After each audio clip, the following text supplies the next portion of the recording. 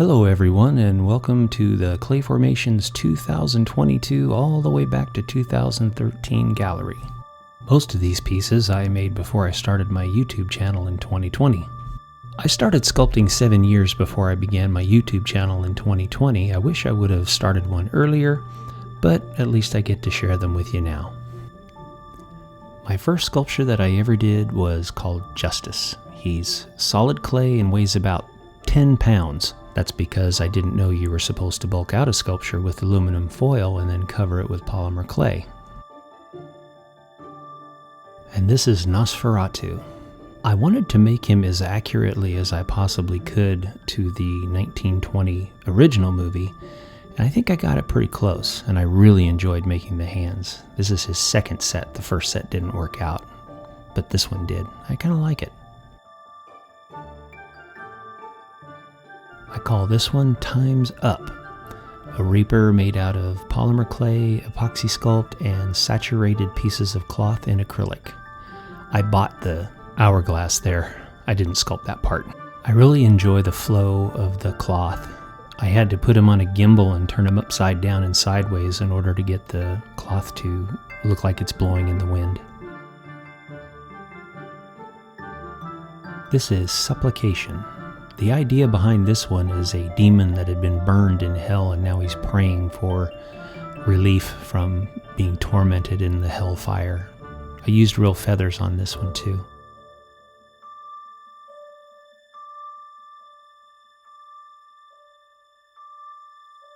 I call this one the Night Visitor.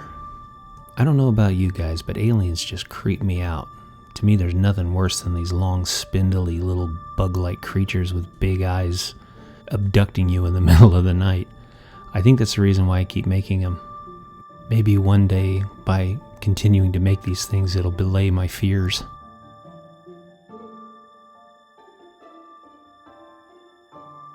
This one is Shai Hulud, the Dune Sandworm. This one was a real challenge to make, and mainly because of the teeth. There are thousands of them in there. You wouldn't want them to bite you. I really enjoyed making the texture and then using the cotton roving to make it look like swirling sand at the base. The video making this one is the one I received the most views on, and I'm really glad that people liked it. The Warrior. The sculpture that was supposed to be an abstract, subjective sculpture ended up being incredibly detailed and taking a lot of time to do. It's funny how sculptures take on a life of its own as you go along, but sometimes you just have to go with it and you're just as surprised as everybody else how it turns out. Walk in the Park. This guy's just plain weird. I really don't know what I was thinking when I made him, but he's based on a ghost that people see walking across the park with nothing but legs and a small tiny head. I'll just let this creepy guy speak for himself.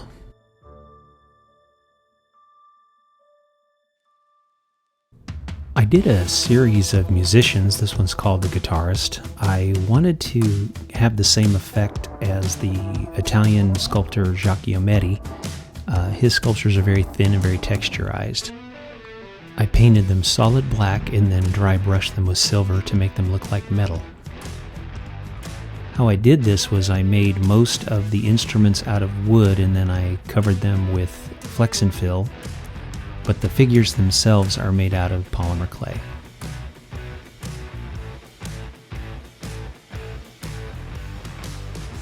I couldn't put these guys in the oven because they were too big, so I had to cure them with the heat gun.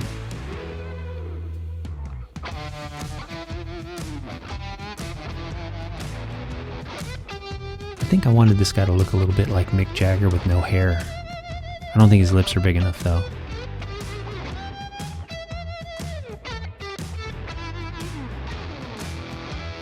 And here's the entire band.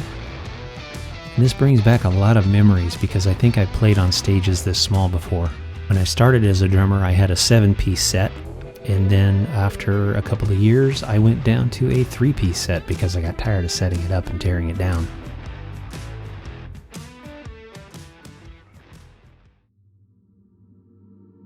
This is Mr. Tombs. Don't look at him for very long or he'll steal your soul.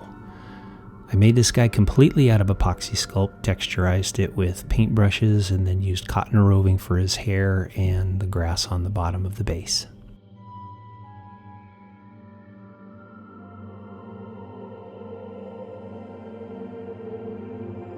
And this is my version of the Great Pumpkin. I don't think Linus would be too happy with seeing him, and I don't think he's going to give him any candy or toys.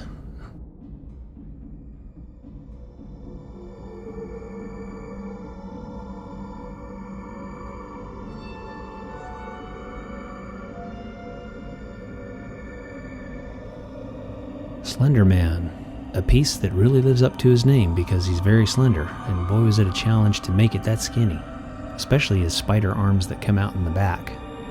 The glue I was using wasn't strong enough to hold him in place, so I had to brace him up with yardsticks and anything else I could find, but it finally worked.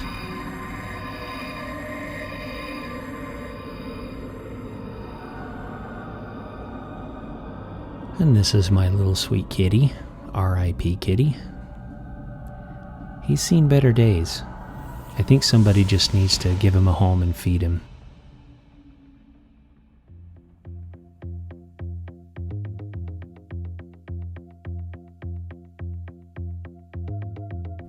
Anybody remember those lovely, awkward high school pictures where you think you look so cool but you really look like a dork?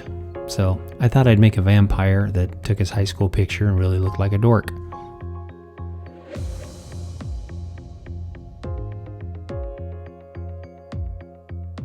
I call this one the Succubus. It's made out of polymer clay, cotton roving for the hair, and cloth saturated in acrylic. I like her. She looks really wicked.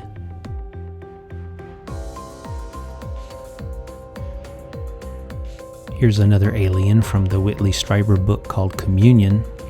I remember seeing the book cover in 1985 and it literally scared the crap out of me. To this day it still creeps me out a little bit.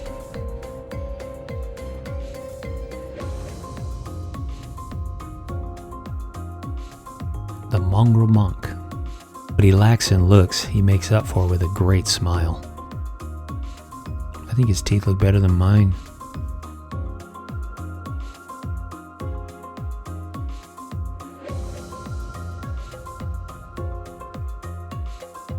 This is Scaredy Skull. I wanted to see if I could get a realistic looking bone texture, and I think it worked, but I think I'm seeing a trend in my sculptures with big teeth. I have no idea why. Any psychiatrists out there that might know why, let me know. The Wandering Eye. I wanted to see if I could make a realistic looking eye, and I also wanted to do something in the style of Rob Bottin. And this was the first time that I used pastel powder to do the shading and the colors, and I really like the way it turned out. This is the Dragon Worm. I really kind of feel bad because I kind of wrote this guy off, but when I was filming for this gallery, I started looking at him a little closer, and it's like, oh man, this guy's pretty neat looking. And I also like his expression. He's got this expression of, come at me bro, I'm ready. And this is Bruiser the Guppy.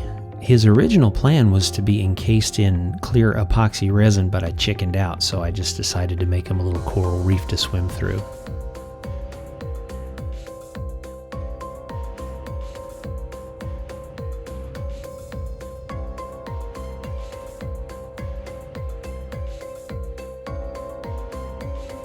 The Red Dragon. He's really shiny because I used the wrong kind of clear acrylic sealant on him, and he is still sticky to this day. He's been around for about 2.5 years now, and he's still sticky. Make sure you use the right sealant.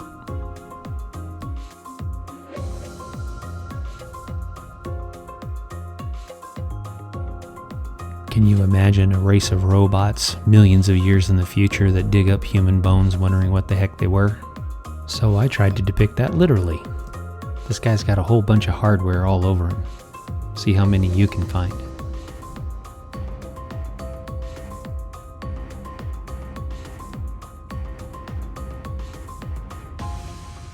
I based this sculpture on a piece of art by John Ken Mortensen. I call it Sweet Dreams. Once I saw the picture, I knew I had to sculpt it. It was so cool. It depicts a witch above a little kid's bed This was me when I was a kid. As long as I kept my head covered and just nothing but my face showing, I was safe. Because the whole time I was imagining something like this hovering above my bed. This is a very personal piece I made called Addiction. So many people I knew had struggled with addictions most of their life and the deterioration that it causes, yet they're still chained to that thing that's destroying them. Little Moonbeam. This is the second version. If you've seen the video, the first version exploded in my oven, so I had to make a smaller version that didn't explode. He's just a happy little moon orbiting out in space. 3 sheets to the wind. 3 ghosts decide to leave their coffins and go out for a party. I had a lot of fun making this one.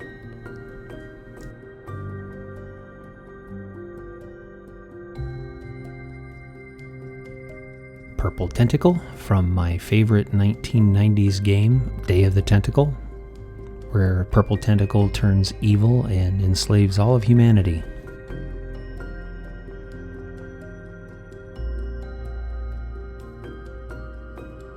This is Edgar. This is my first attempt at trying Chivant oil-based clay. I really liked it. It was so easy to work with. Those hands have no armature in them whatsoever, but yet they still hold up. The only problem is it gets all over your tools. Feed Me. Everybody knows where I got the inspiration from this one. Seymour from Little Shop of Horrors. This guy is made entirely out of epoxy sculpt. And I think I made the head and the mouth out of polymer clay. Whatever you do, don't put your fingers in his mouth. This is Batt. I really wanted to see if I could make some realistic looking teeth with Fimo and pastel powder to do the blending. And it worked. Long live the king, a reminder that even the most powerful's lives are very short.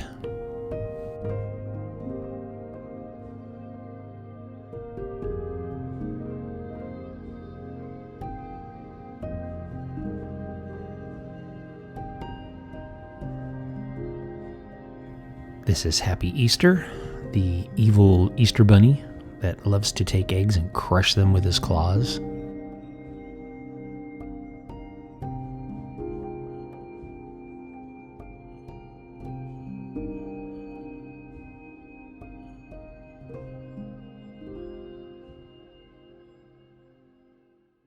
This is Mr. Max Wax. I will say this, my home doesn't lack for Halloween decorations in October.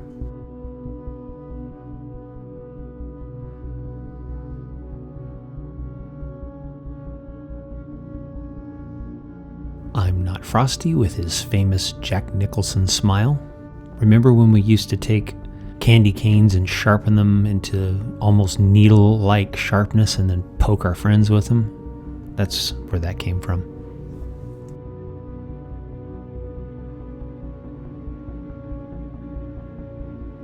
Tenebris the Imp King. Had a lot of fun doing this one. It's a collaboration with Thomas Brooks from Orange Gate Studios. It was an honor and a privilege to make this guy.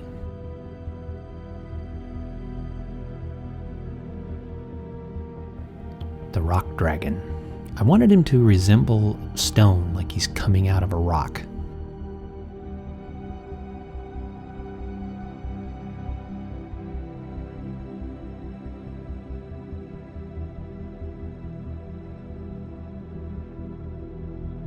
And here's Superfly.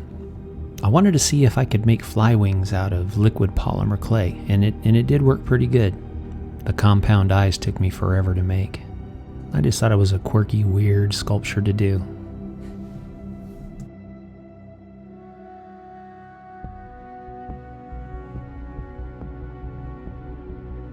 This was another collaboration that I did with Sean Koss. I love sculptures that defy gravity and make you wonder how in the world did they make it stand up like that. Really enjoyed doing this sculpture. Basilisk. I did this dragon because I wanted to see if I could actually do a dragon with his mouth open. I usually keep them closed because they're much easier to do. But he looks pretty fierce to me.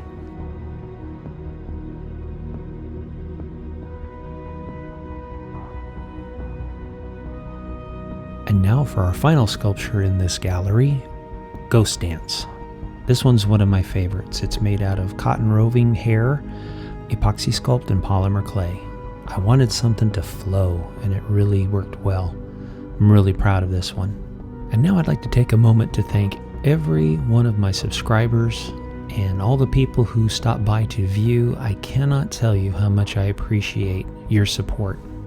And believe it or not, you are the ones that make my channel successful. Every view, every like, and every subscription, my channel continues to grow, and I can't thank you all enough. I have a lot of interesting ideas for sculptures in the upcoming year, and I can't wait to share them with you. And with that, I wish you all the best, take care, and we'll see you next time on Clayformations.